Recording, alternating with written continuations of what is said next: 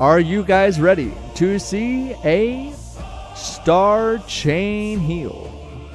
In 5, 4, 3, 2, 1. The stop casting macro. Now this means that when you are casting, say, a chain heal, and you press your stop casting macro, it will stop casting, and then you press it again, and it will do the spell that is in the macro.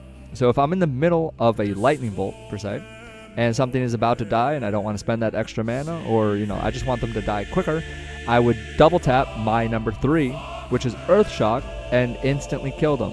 Or I could just hold 3 and sweep my mouse, which would also do the same thing. But again, one press, one action. For a cast sequence like this, it's pretty standard. It's just show tooltip / cast sequence, reset equals 5. That means that when I press it, it's right here on the bar. You can see it clearly. When I press it, it goes from one spell to another. Again, one key press, one action. So I press the keybind, it does Mana Spring. I press it again, it does Searing Totem. I press it again, it does Grounding, and then I press it again, it does Stone Claw. And then it goes to end, which means that it's just a question mark. After 5 seconds of not pressing that keybind, it resets it back to Mana Spring. So normally when you're looking at macros like these, you want to make sure that the longest cooldown in the macro is at the end of the macro. You don't want it at the start, because otherwise you will just be waiting to be able to use it, and that's not a great cast sequence macro. You always want the longest cooldown to be at the end of the macro. So Stoneclaw is 30, Grounding is 15. There is no cooldown on Mana Spring or Searing Totem. Now your bread and butter is assist and follow macros. Alright, what those would look like is, let me just find it here. That would be a follow and assist macro. Now this is also happens to be a cast sequence. So as you can see, it will lightning bolt into another lightning bolt into an earth shock. So when you see things dying very quickly, this is the macro that I am constantly using while I use my mouse to go into each window. The difference here is the reset is target. It's not a timer, it's based off target. So say a target is one lightning bolt into this cast sequence, and then I change my target. It resets it back to the first lightning bolt. The reason why I do 2 lightning bolts instead of 1 lightning bolt into Earthshock is because Earthshock has a 6-second cooldown. And between the globals of the lightning bolts to go off, it makes it more fluid. You're not waiting there for the cooldown of your Earthshock.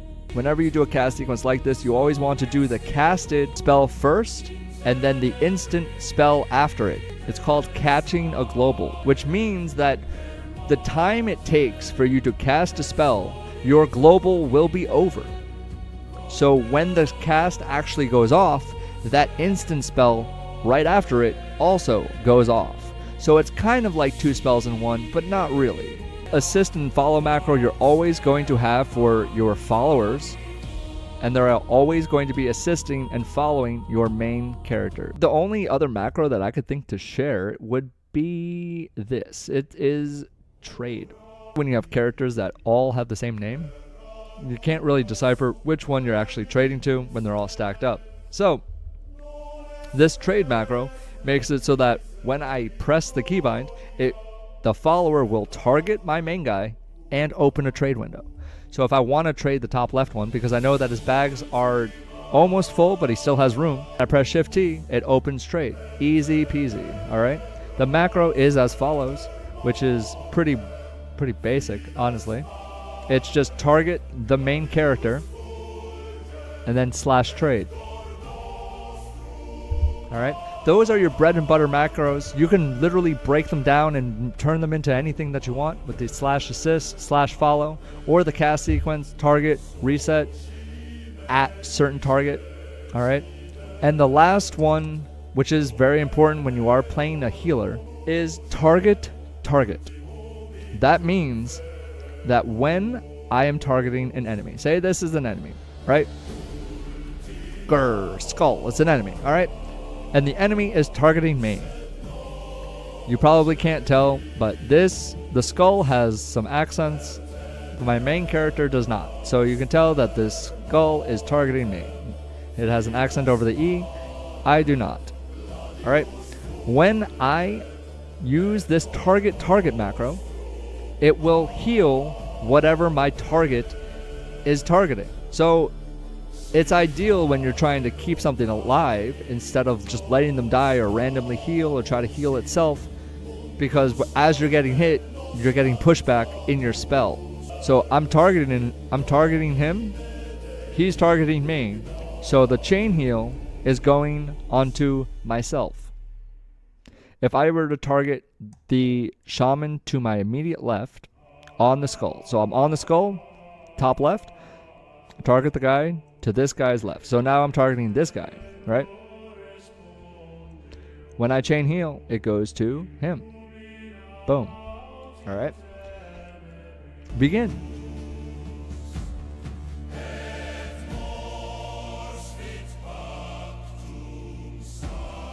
In order to do that, what you need to do is first you set up your characters in the order that you want them to be in. So this one will always chain heal this one. This one will always chain heal this one. This one will always chain heal this one. And this one will always chain heal this one. On the little monitors, the little screens, this is the top left, this is the top right, this is the bottom left, this is the bottom right. Alright?